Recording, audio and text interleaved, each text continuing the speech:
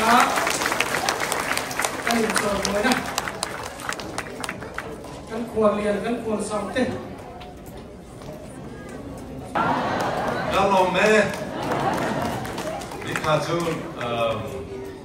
mizo tongka jadi kau boleh kesiapa kanika.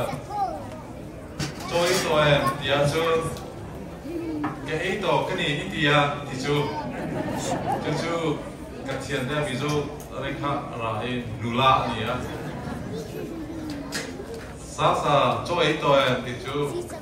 ke itu kini itu atau jauh tolong. Chú cháu chú từ he ví dụ tộc chú mini patung nó xuôi nga chú English he cái young generation kha cái suy nghĩ nia mi lúc xưa thầm to nia chú cái he quan niệm chief guest giáo ông tak bu và này tuang à lẽ Mrs và này tuang à kha bây giờ các cái này kalom me ini ya chú cái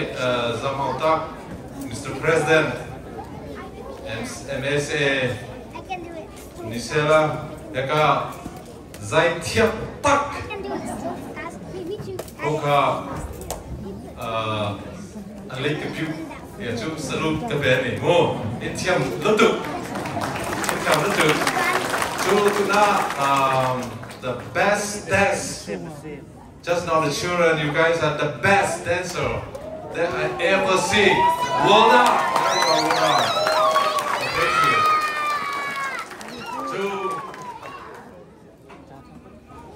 Mizo to kachu azoto.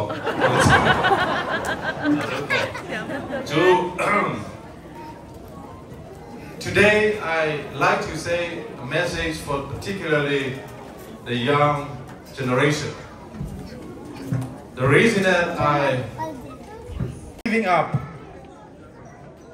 One day I was in Australia a few months ago. I was talking to students in Australia. And that time, one of the students came up and said, 10 years ago, Dr. Sasa, you came to Australia. You told us that we can also become a doctor. And that doctor, after I spoke, came out and talked to me. Now, Dr. Sasa, I am like you, doctor. So, my message to you today is believe in the future.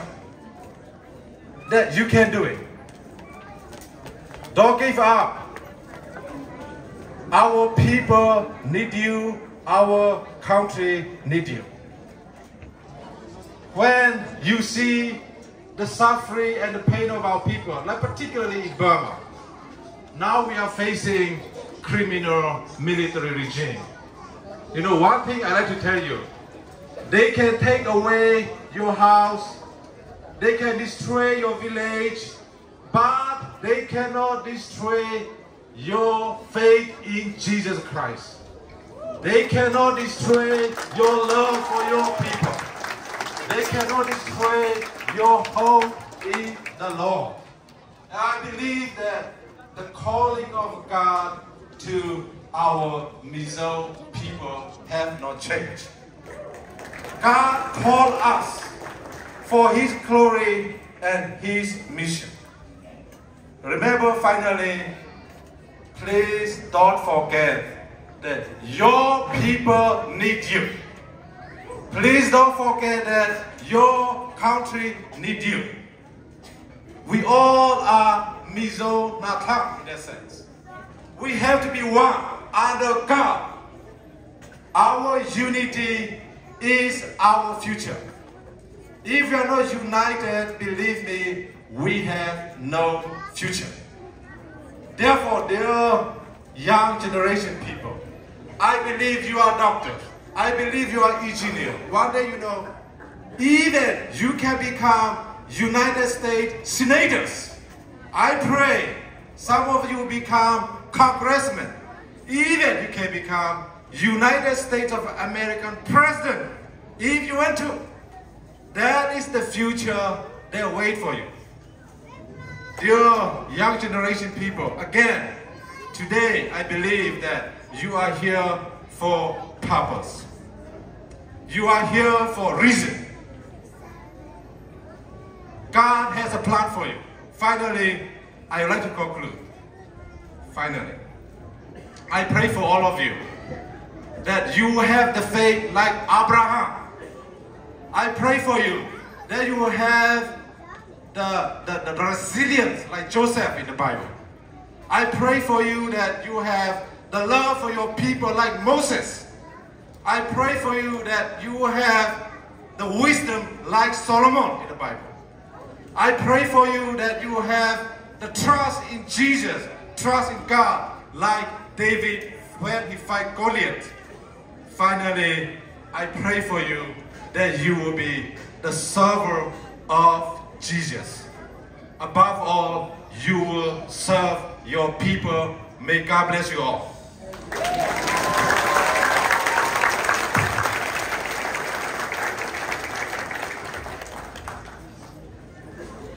Dr. Sasa kan ban nok te lu le mi zo trong po thiam me kan ngai sang tak se ri ti chuanin tuna kan host dula te boina pu na ba kir che kan lo som to nga an address kim hi hara mi talen lut tuk mai zo te le zo fa te ta na zo na thak te ta na mi tho lo mi ro pui tak mai kan zi ngau ma chu wa ne ke na ron din cho hu na ama po self introduce dan ni se la a than ka sia kan soi fam kim don lo chu wain u van nei thuang tu na kan som chuang ngal nei ga ti chon he ti lai hian ton lo puan kan lo sin tir le la kan dula te boi ni chuan hi mi zo mi pui ta tan le ram le nam tan le zo na tha sum sum te ta na nung ton lo wai thon ro pui tak kan huyan ro pui kan tia ti chuan ni malam hun kan le zet tura po kan ram le nam ta na ding chun som se turin tu sang na sa bre kan han che ni straight hi ta ni minute som ni chung hun ni no me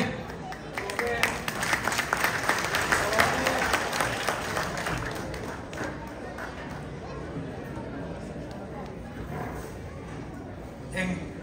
tia bultan nge tur nge po ka shelo zani nian in nung ria fin ka sia aro pui ka ti a chang chu ma pathian wang ani pathian chu ai lo bang u kut pa Dr. Rodinga tele Indiana branch Mizo Society of America te a Indiana branch mai di lovin branch zang zong ami tenen in thil ti hero pui kan ti a kan lom tak zeta zani na ko san roi tu local te le zoram khovera unau te zong in zavai chunga in zavai ai o chuni lo mai la mizo tan hian in valuem kan lom em a lom thu kan thila cheu tin zani na Dr. Sasa kan ne ya tlang ni unau te in pum khat na du tuini khovel ne na kan zavai ta na palai chuan omini vision ini ya, goal ini ya, purpose ini ya, pathian wangani. Kan lome ema, wai takakal zial turin, kan du sakasang berkan rada ce, cuma di cina, ican cin seron dia, ai mizoram papakat ikan dia betul, tiang engcan cin vak makan elo, amai roju pathian hian, adu jang hian. Adu tu ia mang thea chu wi te zi nu mi chu relo te ka ni vele ni zo ka ka ingai chu ka chan chin ani ram fan tu lo ka ka ni a thu soya tum lo lem lo in voi so pa ni ka din na ni to a voi li vel ka lam ba kin ka she a ni zo ram po na tu ka soi ve ta nu ala zanin ang za ti voi khat ma ka lam chon ngai lo mi zo ram po na kan chuang em chu in nang ni wang hian himin kan in ria kan lo em ani tin ka pulo du sakna hei le thil tam ka donga kan nu pa in kan lo em mizoram ta rilru le sum tam takin se chu wangin Mizo Society of America ne na hian thil về sim bị cắn tua tu một lồng cắn xua pula rồi tu tuổi nó mò cắn thịt bè khi mình làm sạc pula trả anh nghe cắn bè tu chú chỉ bài nan in chia thêm hình vắc cái này rồi mà xe cái hi cái lâu gắm tổ nó có những point cái hi là ông xe cắt chỉ bài cùng khoang chú vang cho này cái bề tu chú này không ai in kan president cái lâu chầu sana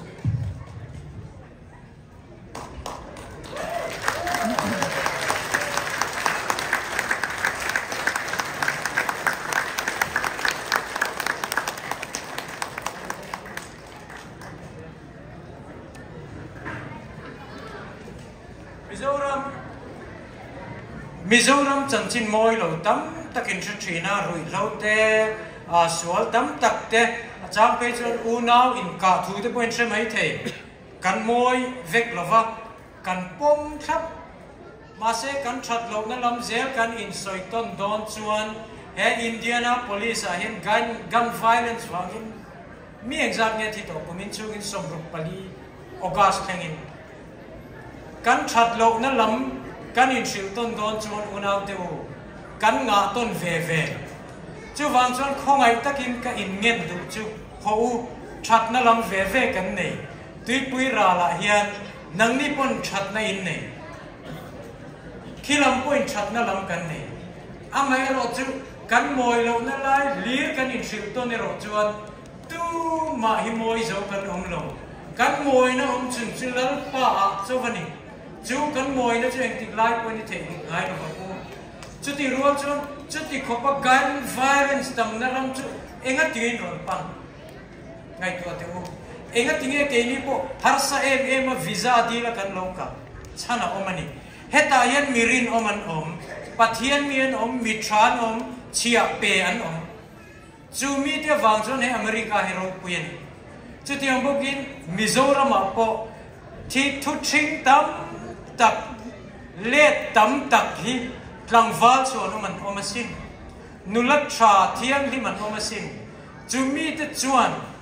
chan chin yen nei ngai ve ta lovemi kan moi lo na lai ringot hi in sil ton rawang u kan that na ve hi in sil ton an uti in zanina hian kan soi masadu ani Mizoram in hlat pole min ron ngai tua ti kan shria in Jerusalem kan sitlan yan in lo ha chiao thi ti te po kan se ve kan chan chin chia hian follower anga fo subscriber po nga nge ma se ho tu na tang chuan kan that na manga kan indoor ton na zo khian follower nga sela subscriber nga le zo sela chuta tan chuan ho I tang ruwa la muti in zanina hian ka som chewani in chei dewa nom si bola lim lopa kan in tol len lai new semo al le memo hi hoi chua tam lowang u chuai chuan zanina hian long haul truck driver in lo kalem plumber in lo kalem sushi door ne in lo kalem air con siam thiam in lo kalem kami te kha kan heroin in thom hi la se nang ni hian solfa fai ve to ro na thok me li kan cha zoram nang ni kan ot tu cheu tu te choi lai mo an in chei na lai mo ringot thian he zoram ko ve hi lo su se na thok hian no ve to ro se ti hi karon keng dot le a chuan Indiana mizo ku ta hian mizo na hi lo thang har non le ro se chumi tan chuan in buat sa ku kan vai hian keima tiamin nambil ni liap nei vek kan ni tere te hi chu kan khum ve kam in phal sakang u ma se chu ni liap chunga chuan kan nambil ni liap ai lian zo rinom zo zau zo ne min huap zo he zo ni liap kan nei Indu chuan mi zo ni liap po ti ro aming chu eng po ni ro se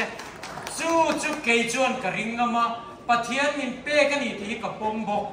chu wang chuan chu min duaya chuan he nam hi kan lu in kan moi ni ti zani na hian thei hi ngai lo wang ku vai na hian ei doctor sa kan ne ya in pum khat na palai ni kan vai in asoy ang khan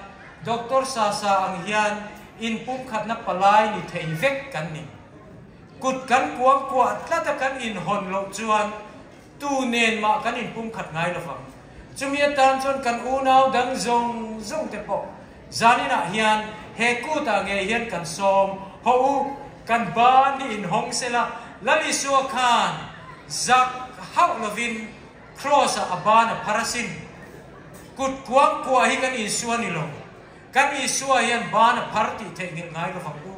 chu i suwa zui tu kan ti chon unau te u eng nam bil eng po ni ila ho ban parin in hongam uti in zanina hian kan in so mani chu kan in pum khat na mun tur ani tin in pum khat na eng chi po hi amai na lo theng lo kut kuang kwa chung hian kan dong don lo a na ngai in pum khat na lo chu angai chumi tan chuan ho i thok ngamang u apalai ni ngamang uti in ka som cheu tin ko san eng chi po hi in pum khat na ti dar tu kan ni pal them zanina ko san soi tu enge mazat in local setanan min mak pal thei in sui khom na mon ruwa tu ra pathiani min duan lain ti dar tu kan ni pal thei chu wangin kan za in ngai to thar le turin kan in so mani in pom to na ngai tlami unau dang te ne dang lam na theu kan ne kan dang lam na theu hi kan in pom to na ngai chu ti chung chuan kan in mil na lai theva ho in pom ton ngamang u adot le chuan tu po i chong a va pai ve mi zo in na nge kan ti zel chuan chong pai a pia he ta kan da chuan kan tem ti la kan rala chuai cho chung zong song te ne chuan kan soi ta ni biak chu a hen kan lenga ni ti hi ami zo nge he ho mi po mang u chumi ta cho ka som dum cheu ni Israel ri shere ngam u an ni chon taman ma mo ke mani kan mi zo an pui thengin an pom vek ngam chu pom ngam na ne na kan chan lo chuan kan ral mai chu ai chuan ho kan chang zavila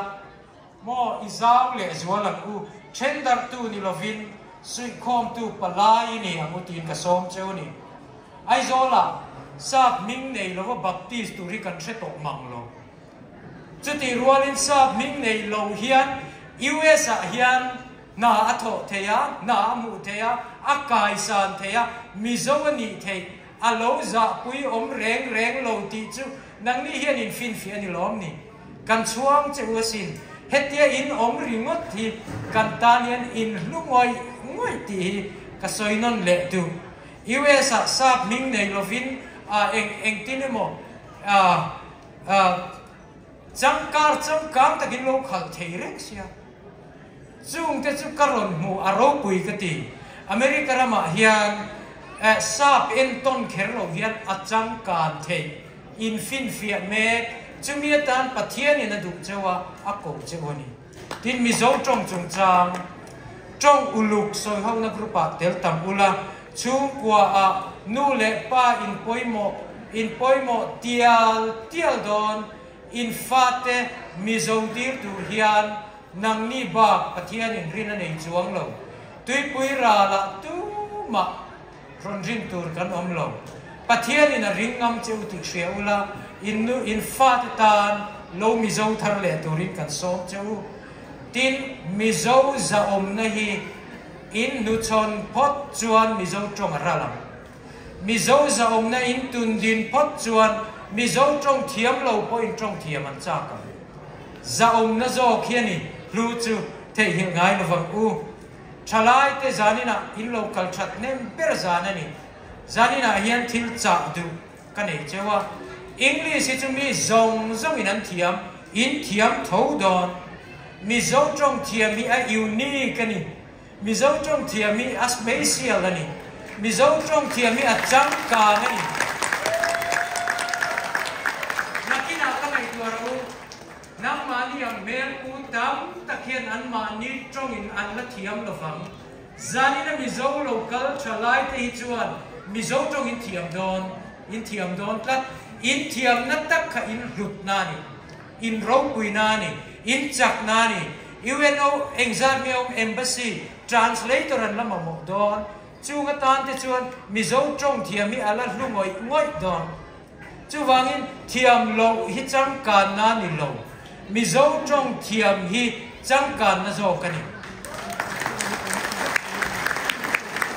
atok le chuan hei ka sil du chu inu le pa te hi moi lo thiam berin ka soya keima tiamin kan na thi vet don kan thi don chumi huna chuan tu ma zo turi nei to don lo chu wangin kan dam lai hian trang ro thalai te u nu le pa zo turi nei lai hian mizo trong sil thei in nei lai hian nakina rei lo te a sil tuin la nei lo pal thei chu wangin tu ni good chance good opportunity ani chu wangin tu ni in tran hun ani eng tiknia mo chuan in hun ala thleng ve don chumi huna chuan mizo trong champion lo ni ang chu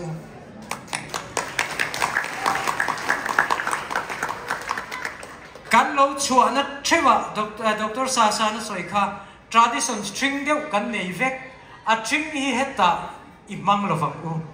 chuti rual chon tradition stra kan nei ni tlom ngai na ai u pazana do theina tra zong zong kha alaman thei chuti rual chon thil thing chil cha khang vel thil thing ka chu ho mizo da na lom te pik puat chi ni to lo heta chon khang kha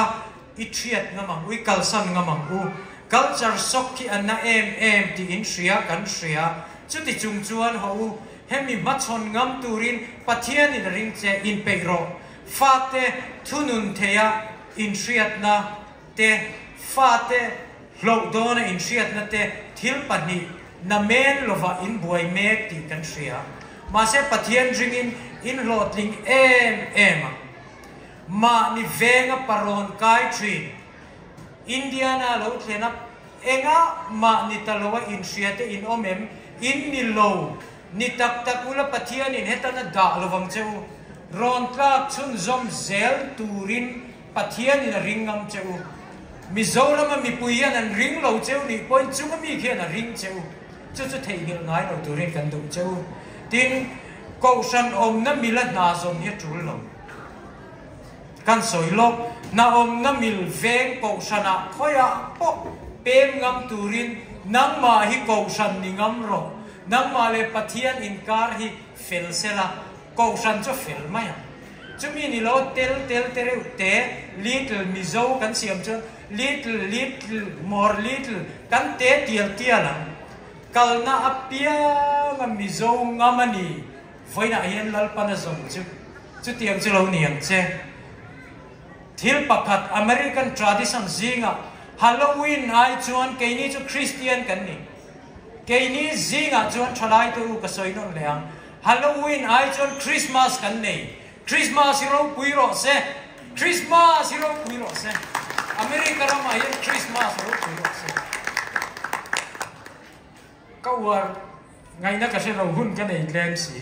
in China in tra kan ti in China ni atok in thiam em Mizoram mun tam taka in China kan achil nang ni chu atok chawin in China thiam kan chuang cheu in om mai hi kan modeling ni serengang cheu tin engtik lai ma in biruril ru pungai su enge monilla ka escape hitum su atul to lo hei hi zalen naramani in hom fek thei to chu tiang nuwa po engemoni tret zakep nei ang deva om hi kan in delay kan in titlai mai thana timuang zo ho biru to lovang u dot le chu ka top tren mi chini in om len tum ril rupu le ho le tum chu mi te pani chon heta mun khata in ril ruin soi ve a chu chuan lo om le tur he ti chi ai ni ka mutlat chu wangin khongai takin heta om len tum tak te hian in ril ru hoi takin puang ngam ro enge heta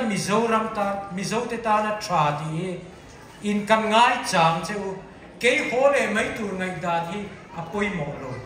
chu tiang ko kin heta lu phum tum lo na in ro ringot American cream chia dua hole tur tiếng ngày tua này hết chú đột tu ni ngâm rồi xin căn bộ chú pha cái lẽ nu lẽ bánh cá áp cặp nó sa lầu thế lầu căn sẽ thiam in pha tên ăn đủ to cái ăn bùm thèn chân tổ chứ wa chú thì luôn chuan mà in đủ to cái nu lẽ pha tên bùm thèn về thấu mà sẽ in bùm quan về đủ số nang ni ai in này tur chuang hi hết planet ai hết mi đang ăn lầu chú vàng in Chalai tu in nu le pate aya in close tu dangen omlo pathian in adang ap telo chu wangin bum du su zirtir zo krabu entirnan in nu le paten thin chuan nu hei ti dan dik zo kani pa hei tun lai dan zo kani heti hian omro uti ngam ro ti chuan om dan dik kan zo do na lo in chung ko nei tu hi in nu le pate ngo tan ni to lo chalai te in ni tran chú ta tan chọn mỏ phur turin zanin pu ta hiện kan som chú ni thalai tu tin ka top tre pa ka soi le du chu